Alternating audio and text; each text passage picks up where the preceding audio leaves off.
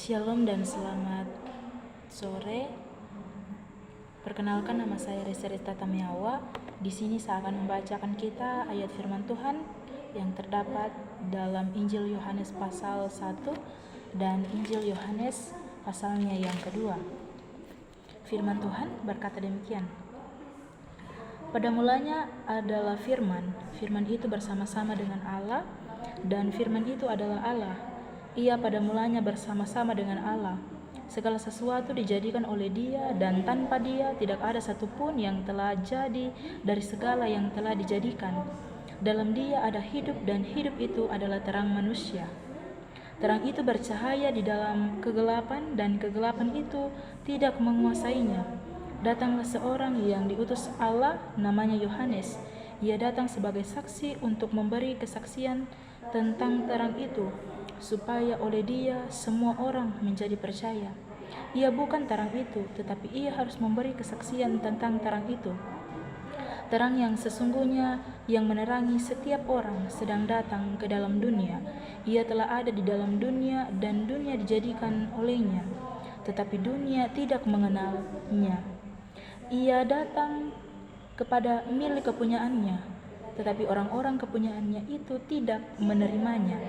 Tetapi semua orang yang menerimanya diberinya kuasa supaya menjadi anak-anak Allah, yaitu mereka yang percaya dalam namanya. Orang-orang yang diperanakan bukan dari darah atau dari daging, bukan pula secara jasmani oleh keinginan seorang laki-laki, melainkan dari Allah. Firman itu telah menjadi manusia dan diam di antara kita, dan kita telah melihat kemuliaannya, yaitu kemuliaan yang diberikan kepadanya sebagai anak tunggal Bapa, penuh kasih karunia dan kebenaran. Yohanes memberi kesaksian tentang Dia dan berseru, katanya, "Inilah Dia yang kumaksudkan ketika aku berkata, kemudian daripadaku akan datang Dia yang telah mendahului aku, sebab Dia telah ada sebelum aku." Karena dari kepenuhannya kita semua telah menerima kasih karunia demi kasih karunia.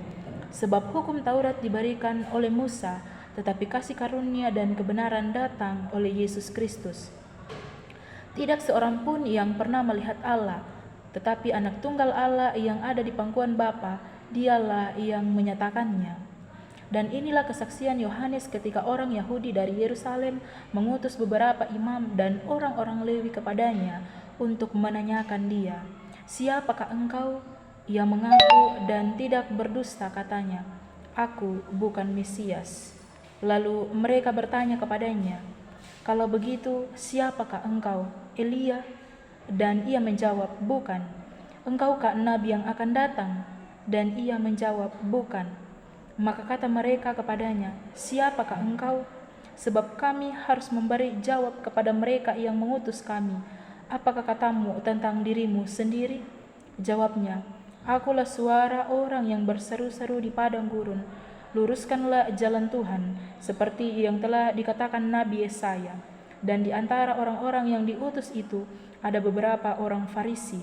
Mereka bertanya kepadanya, katanya, "Mengapakah engkau membaptis, jikalau engkau bukan Mesias, bukan Elia, dan bukan nabi yang akan datang?"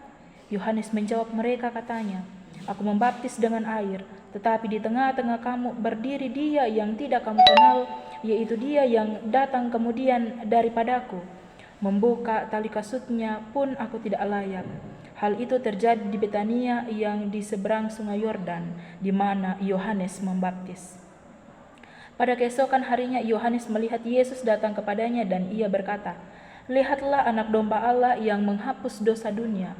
Dialah yang kumaksud ketika kukatakan, kemudian daripadaku akan datang seorang yang telah mendahului aku, sebab Dia telah ada sebelum aku. Dan aku sendiri pun mula-mula tidak mengenal Dia, tetapi untuk itulah aku datang dan membaptis dengan air, supaya Ia dinyatakan kepada Israel." Dan Yohanes memberi kesaksian, katanya, "Aku telah melihat Roh turun dari langit seperti merpati, dan Ia tinggal di atasnya. Dan aku pun tidak mengenalnya, tetapi Dia yang mengutus aku untuk membaptis dengan air telah berfirman kepadanya, jikalau engkau melihat Roh itu turun ke atas seseorang dan tinggal di atasnya, Dialah itu yang akan membaptis dengan Roh Kudus. dan aku telah melihatnya dan memberi kesaksian, ia inilah Anak Allah. Pada keesokan harinya Yohanes berdiri di situ pula dengan 2 orang murid, dan ketika ia melihat Yesus lewat, ia berkata, "Lihatlah Anak Domba Allah." Kedua murid itu mendengar apa yang dikatakannya itu, lalu mereka pergi mengikuti Yesus. Tetapi Yesus menolak ke belakang. Ia melihat bahwa mereka mengikut dia, lalu berkata kepada mereka, "Apakah yang kamu cari?" Kata mereka kepadanya, "Rabi," artinya guru, "di manakah engkau tinggal?" Ia berkata kepada mereka, "Marilah dan kamu akan melihatnya." Mereka pun datang dan melihat di mana ia tinggal. Dan hari itu mereka tinggal bersama-sama dengan dia. Waktu itu kira-kira pukul 4. Salah seorang dari keduanya yang mendengar perkataan Yohanes lalu mengikuti Yesus adalah Andreas, saudara Simon Petrus. Andreas mula-mula bertemu dengan Simon saudaranya, dan ia berkata kepadanya, "Kami telah menemukan Mesias," artinya Kristus. Ia membawanya kepada Yesus. Yesus memandang dia dan berkata, "Engkau Simon anak Yohanes. Engkau akan dinamakan Kefas," artinya Petrus. Pada keesokan harinya, Yesus memutuskan untuk berangkat ke Galilea. Ia bertemu dengan Filipus dan berkata kepadanya, "Ikutlah aku." Filipus itu berasal dari Betsaida, kota Andreas dan Petrus.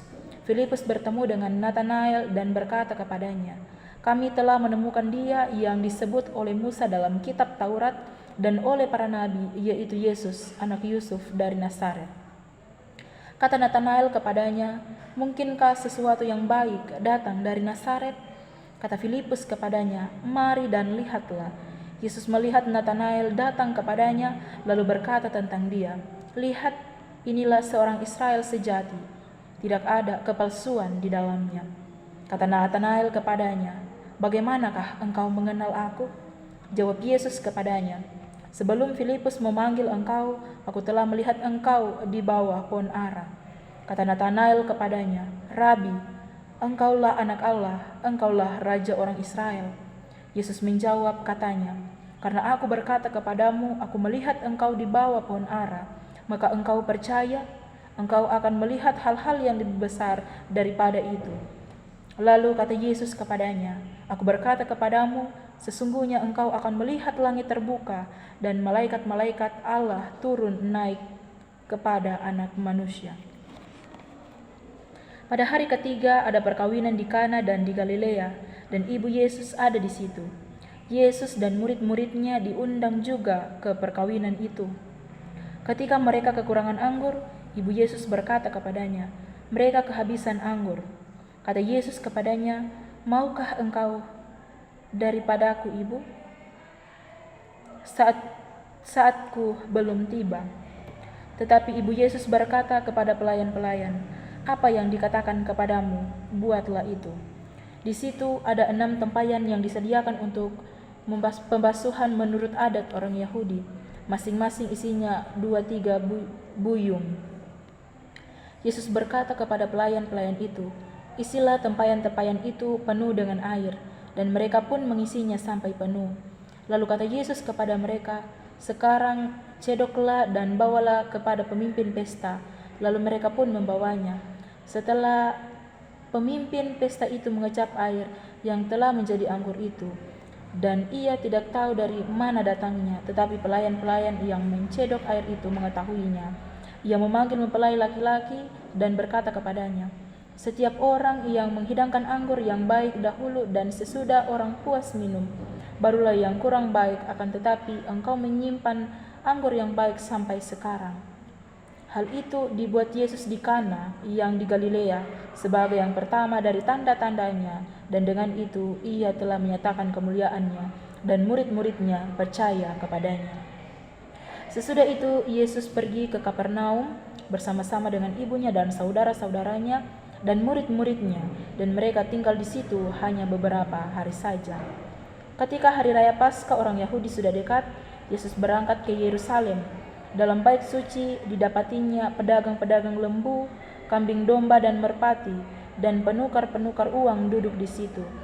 Ia membuat cambuk dari tali, lalu mengusir mereka semua dari bait suci dengan semua kambing domba dan lembu mereka. Uang penukar-penukar dihamburkannya ke tanah, dan meja-meja mereka dibalikannya.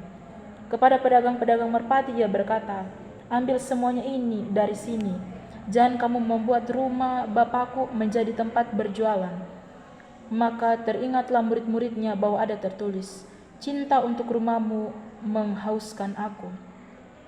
Orang-orang Yahudi menantang Yesus, katanya, "Tanda apakah dapat engkau tunjukkan kepada kami bahwa engkau berhak bertindak demikian?" Jawab Yesus kepada mereka, "Rombak bait Allah ini, dan dalam 3 hari aku akan mendirikannya kembali." Lalu kata orang Yahudi itu kepadanya, 46 tahun orang mendirikan bait Allah ini, dan engkau dapat membangunnya dalam 3 hari? Tetapi yang dimaksudkannya dengan bait Allah ialah tubuhnya sendiri.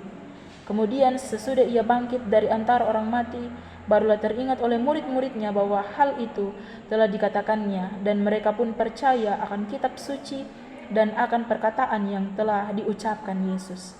Dan sementara ia di Yerusalem selama hari raya Paskah, banyak orang percaya dalam namanya karena mereka telah melihat tanda-tandanya yang diadakannya. Tetapi Yesus sendiri tidak mempercayakan dirinya kepada mereka, karena ia telah mengenal mereka semua, dan karena tidak perlu seorang pun memberi kesaksian kepadanya tentang manusia, sebab ia tahu apa yang ada di dalam hati manusia. Terpujilah nama Tuhan. Sekian dan shalom.